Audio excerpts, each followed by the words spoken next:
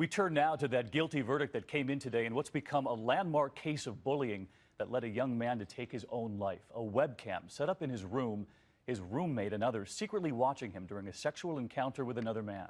Today, that former Rutgers student accused of setting up the camera was found guilty on all counts. It was Tyler Clementi, the student who played that violin, who took his own life after learning that the webcam had been watching him. ABC's Chris Cuomo has been on this case from the start.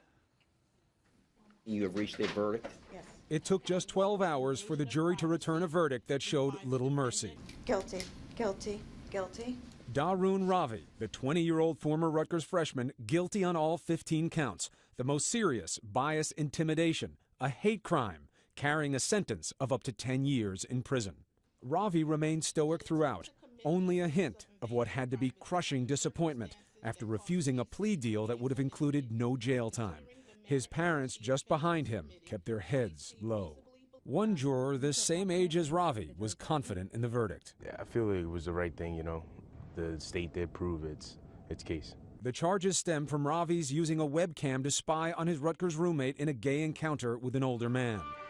Tyler Clementi, then 18 years old, an openly gay, soft-spoken violinist, found out about the spying when he spotted Ravi's invitation on Twitter for friends to come watch a planned second date.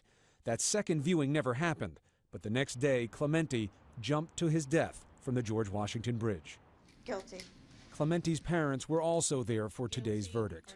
The trial was painful for us, as it would be for any parent who must sit and listen to people talk about bad and inappropriate things that were done to their child.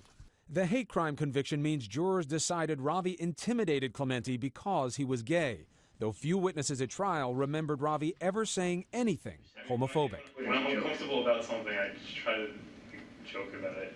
We were just joking around. The suicide did spark a national anti-bullying campaign, prompting celebrities to speak out. And every day, it gets better.